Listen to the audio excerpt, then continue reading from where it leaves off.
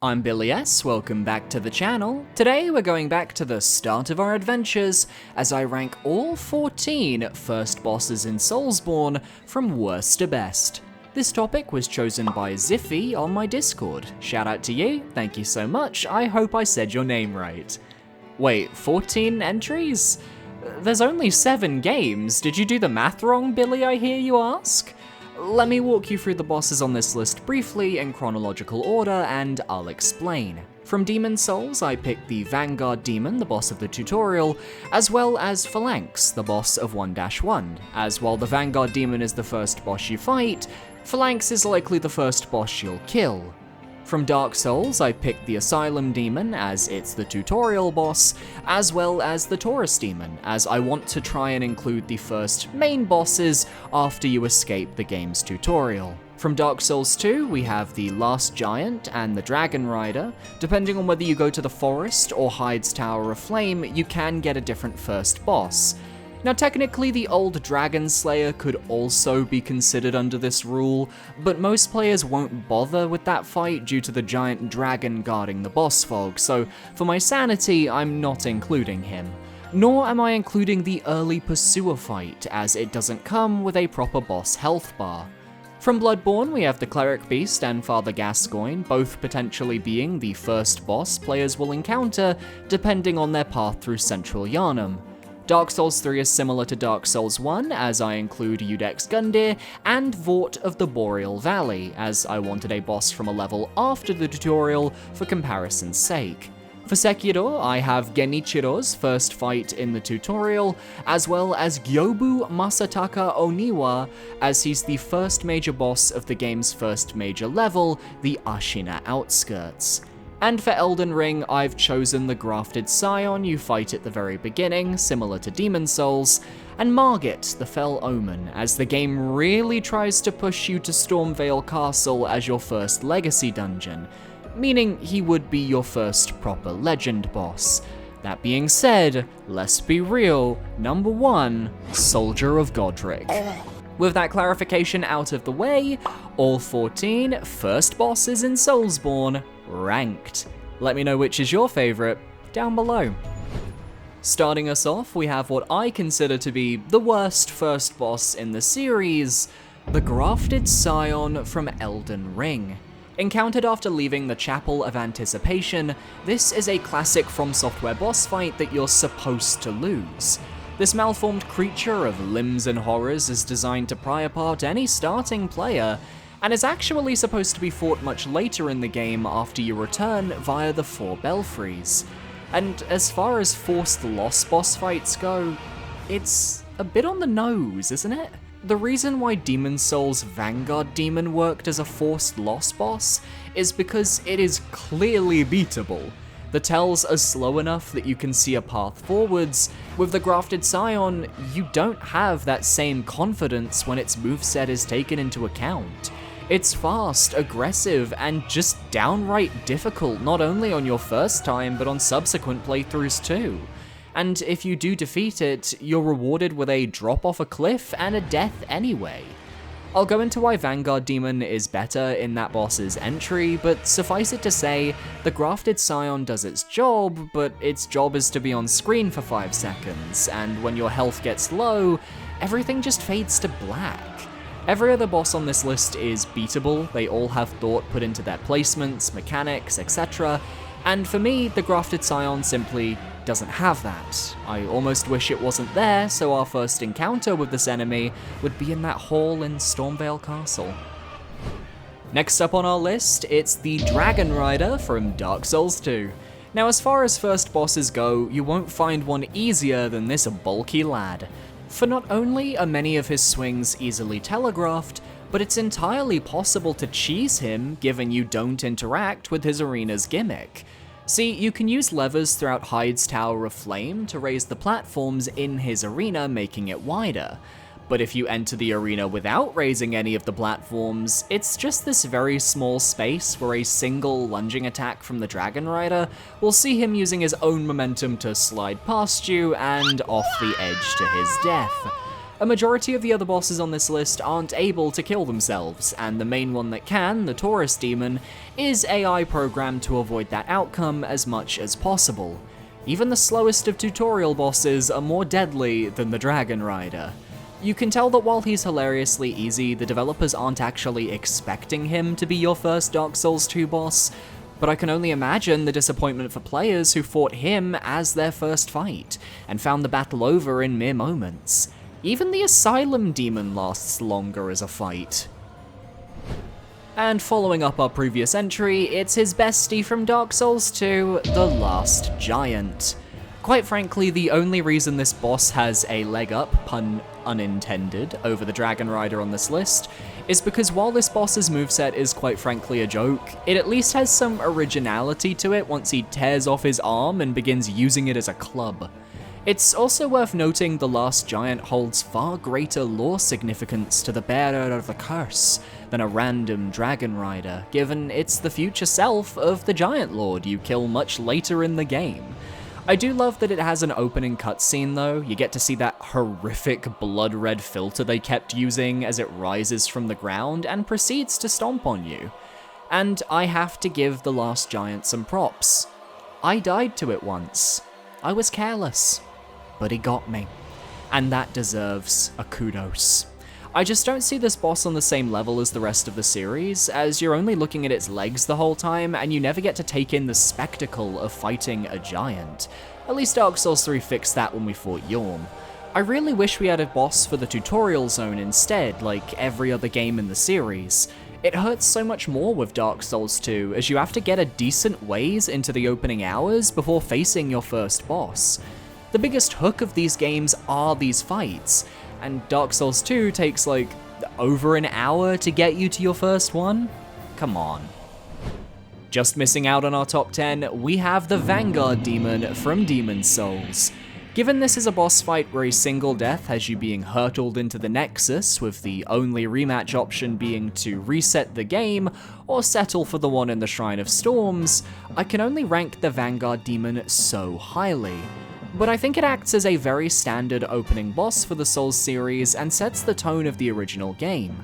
Combat is slow-paced but hard-hitting, just like the boss.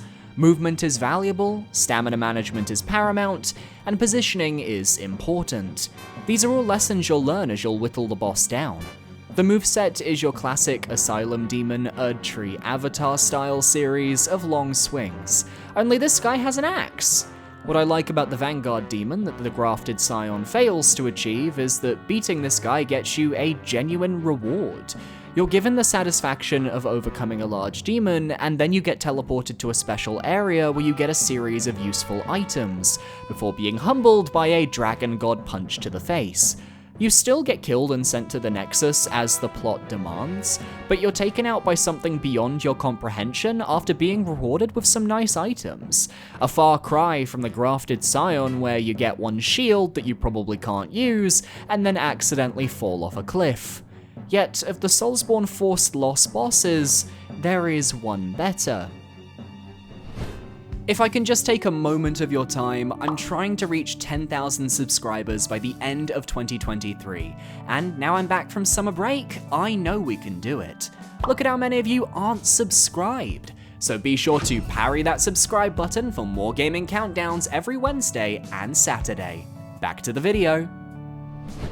Cracking our top 10, we have Genichiro Ashina fought at the end of the Ashina Reservoir tutorial in Sekiro Shadows Die Twice.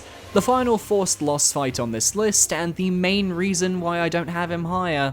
You're pitted against Genichiro and forced to defend your master like the good shinobi you are. Initially, most players will be overwhelmed by Genichiro's level of strength and taken out almost immediately. This forced loss leads to the cutscene where Wolf loses his arm, which leads into the rest of the game. And yet on repeat playthroughs, this fight takes on a more fun approach.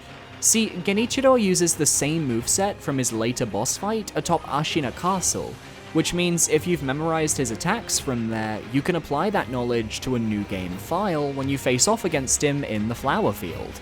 So he's expecting an easy fight, meanwhile you're deflecting and dodging like an absolute pro, even with the weaker damage output and posture meter.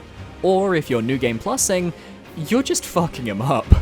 I love that they made this fight entirely winnable, and I like the way the game encourages you to succeed in this fight on a second playthrough.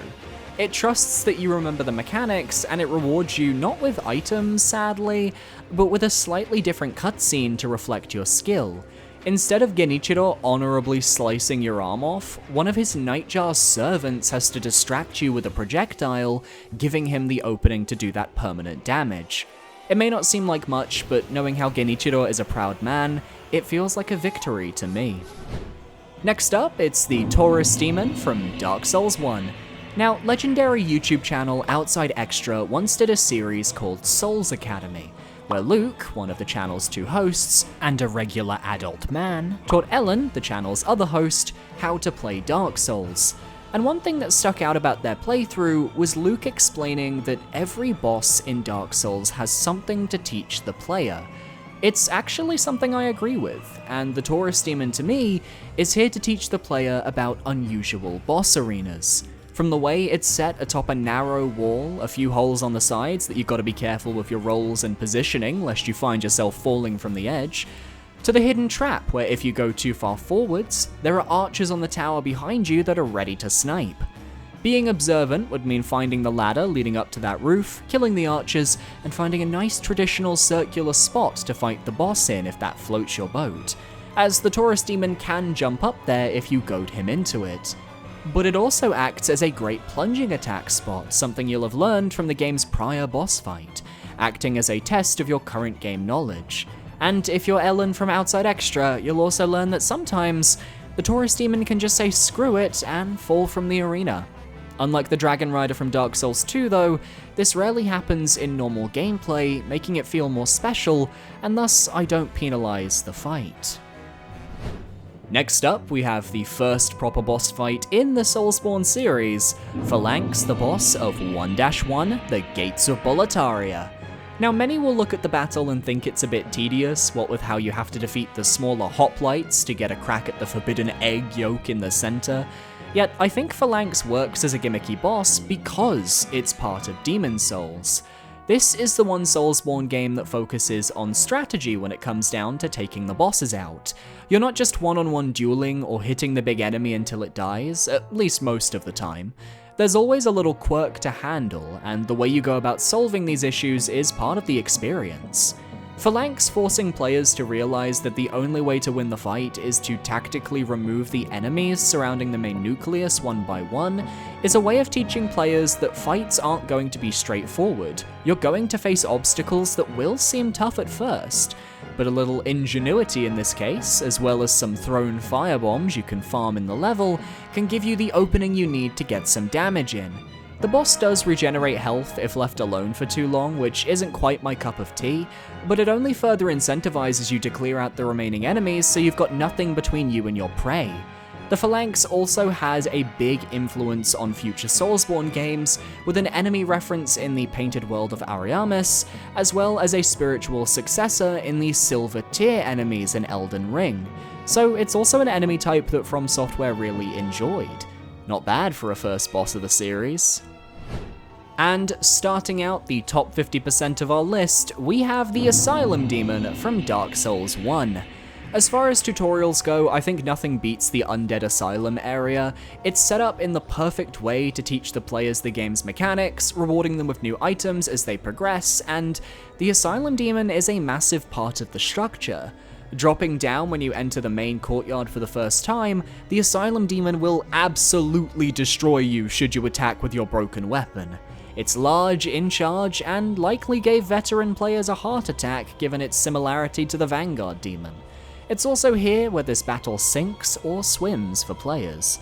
Because for as many people as there are who realize there was a hidden door in the back of the arena you could go through to go further into the asylum, ultimately leading you to better gear, there's also a good amount of players who genuinely never realized this, hit a brick wall, and quit the game.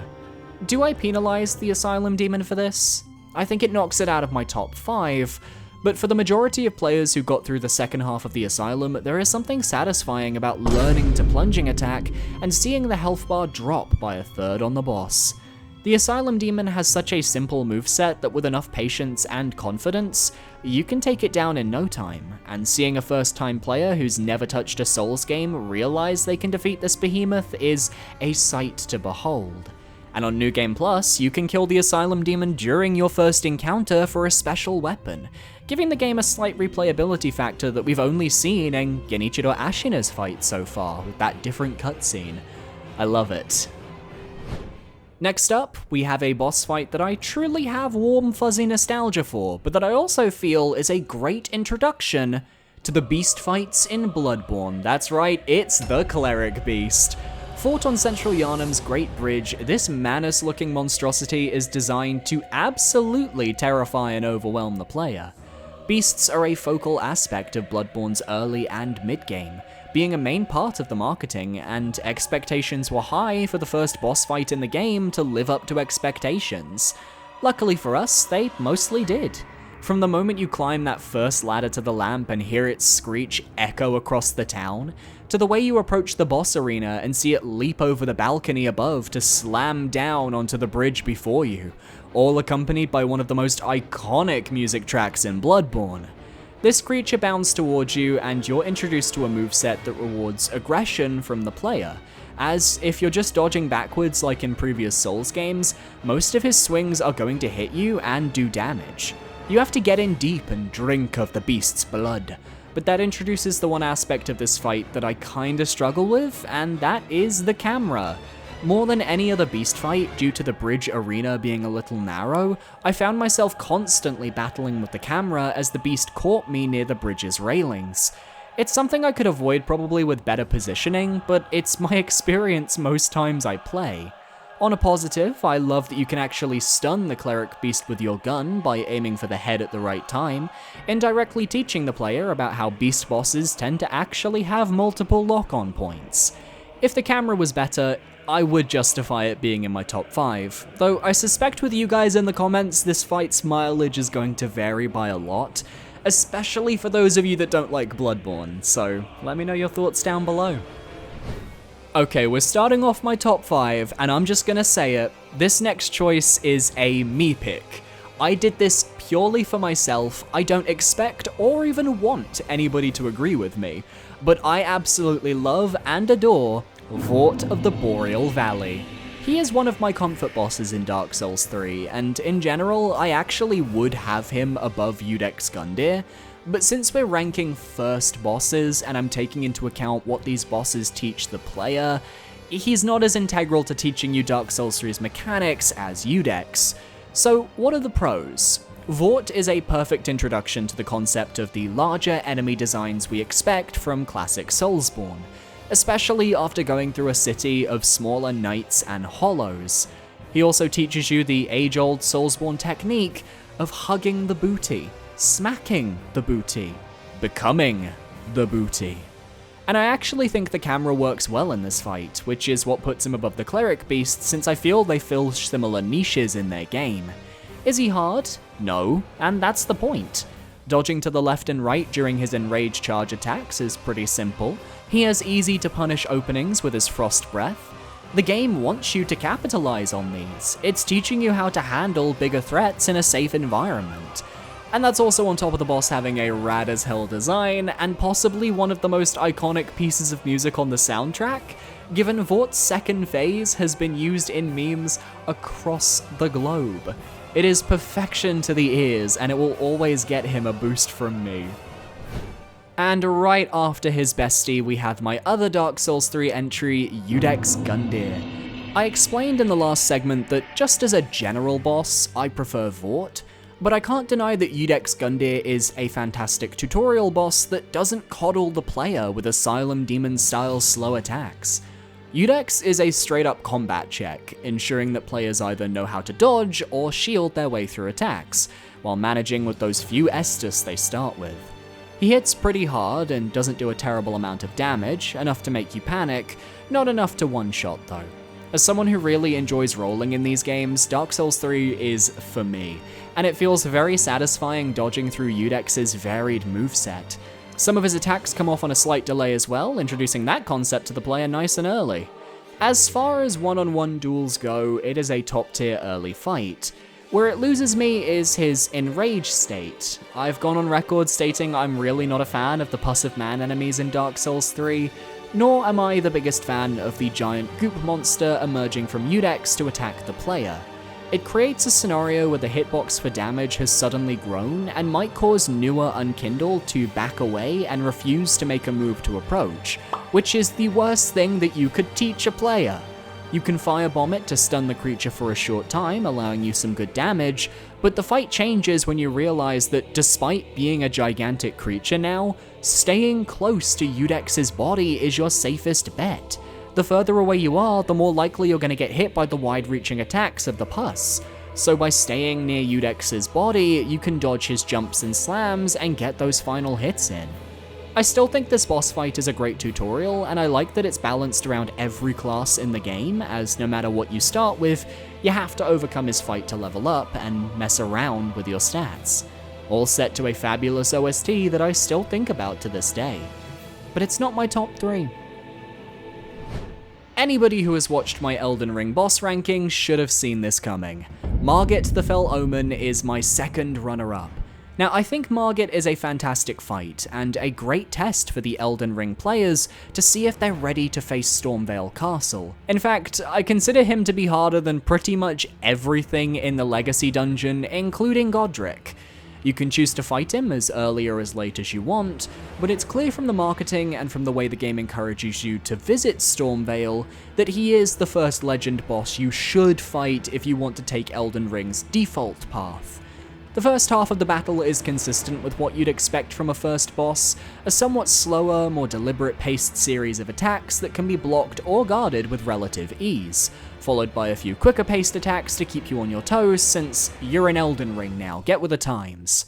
It's when he enrages and his attack patterns become so varied and wild that I find him a little overbearing. His combos become insane, and finding the timing within those moments to strike becomes very risky. He's here to teach you that Elden Ring's bosses are fundamentally different to those from previous games. Stamina? What's that? Waiting for the boss to finish a combo before attacking? No thanks. You have to make your own openings by attacking during combo strings and trading damage. And of course, Elden Ring gives you more than enough tools at your disposal to make this work, or to just cheese him with magic if you're struggling too hard. But a part of me has always felt that he's just slightly overtuned for 1v1. He's almost perfect, but just veers on the side of too difficult that it makes Stormveil seem like a walk in the park in comparison. His arena is also a little evil with the sides you can easily fall off of, and once his combos start hitting, it feels like one mistake can cost you your entire health bar. Still, his presentation and his moveset are appealing to me, and when they're hitting the right notes, you can tell I enjoy him. Otherwise, he wouldn't be number 3 on the list. Let me know your opinions down below. It was close, but our runner-up is the man, the myth, the legend. My name is Kyobu Masataka Oniwa! When I went into Sekiro, I didn't expect the first major boss I faced to be a crazed general riding atop a gorgeous steed. And yet that's exactly what we got. Kyobu protects the gates of Ashina Castle, and in order to progress, you have no choice but to slay him where he rides. And you have a massive arena to play in, a battlefield fit for a good old-fashioned boss fight. Now this is a fun battle because his attacks feel satisfying to deflect, yet the way he moves his spear makes it so hard to tell where the hitbox is coming from, so you'll find yourself taking damage when you don't expect it. This is further enhanced when his spear detaches and spins around his horse for certain moves, giving him a great ranged attack he can break out when he feels like it. You'd think having a horse-mounted boss would pose a significant challenge, but this boss fight is designed around Wolf's abilities to show the player how you can overcome these challenges. For example, if Kyobu gets too far away, you'll get the opportunity to grapple over to him, allowing you to close distance immediately. And if you've explored the Ashina outskirts, you can also use the Firecracker Shinobi prosthetic tool to do major posture damage to the horse, and giving you a brief moment to do health damage to Kyobu himself. This back and forth punctuates the fight, with you doing your very best to stay one step ahead of the rider. But I love that sometimes it's hard to read his tells, so attempting to deflect attacks often ends up with you taking damage you don't expect. It's the first boss that teaches you to use the game's mechanics if you want to win with ease, while also allowing players who don't want to engage with the prosthetics a chance to show their prowess anyway. It's a spectacle and a fight that remains just memorable, a brilliant end to the first area of Sekiro, and something you're likely not to forget. I do have a question though. Why does his horse vanish when you kill him? Why? There was no doubt in my mind from the moment I received this idea that my number one pick was going to be the other man, the other myth, the other legend, Father Gascoigne from Bloodborne. He is placed at the precise point in Bloodborne's early game to where you've just gotten the hang of fighting your way through central Yharnam. Maybe you've overcome a horde of Yharnamites, a couple giants, yet you've never had to fight someone quite like yourself. Hunter vs Hunter combat is one of the best aspects of Bloodborne, facing off against someone with a similar moveset to your own, using the same trick weapons you could have selected, someone who knows how to parry and fight. It's like facing off against yourself. Do you understand your own moveset well enough to know the counters? And yet Gascoigne is more aggressive than your average enemy, willing to blast you to smithereens if he catches you healing, necessitating the need to get in and trade blows, using the health rally system to your advantage. Only for Gascoigne to burst into bestial fury in the final third of the fight, punishing players who try to back away from his swipes and slashes that take him forwards at an alarming rate. Effectively, he is a boss that is designed to strip away the mechanics of previous Souls games. In Demon Souls, Dark Souls 1 and Dark Souls 2, you're constantly on the defensive, waiting for your opponents to make a move, and then you counter. Bloodborne doesn't work like that, and the developers knew this, so they created a fight that would literally force the player to adapt to the new combat style, otherwise they'd be stuck in central Yharnam. If you explore, you do get a few extra options, such as the music box from the little girl, which can stun Gascoigne twice, and if you have Molotovs, they do decent damage to him as he's weak to fire. But ultimately, it's your own skill that is going to pull you through. He acts as the most brutal of tutorial bosses, and the most brutal of skill checks that the game can throw at you. It's a boss that respects the player and doesn't try to baby them, nor does he go down in just a few hits. You get the rush of some of the best combat Bloodborne can offer, and it's a hook that I genuinely feel a majority of the first bosses in the series don't have, aside from maybe our top 4. And yet Gascoigne remains a challenging fight, even on repeat playthroughs when you know his tricks. That for me is what brings him over the edge against Margit, who I feel is overly challenging, and Yobu, who I think once you've got his number becomes pretty easily. Gascoigne is a perfect middle ground for one of the best early fights in Soulsborne and Bloodborne. Thank you everyone for watching, I hope you enjoyed today's topic, it was a fun one to explore for sure. Which bosses are your favourites from this list? Let me know down below and parry that subscribe button to stay up to date on all my future content on Wednesdays and Saturdays. My social links are on screen now, feel free to follow me where you feel comfortable. I've been recommending my Twitter or my Blue Sky if you have it. A massive shout out to my patrons over on Patreon for supporting me for another month. Thank you so much, you guys mean the world to me, and I will see you guys next time for another video. Adios!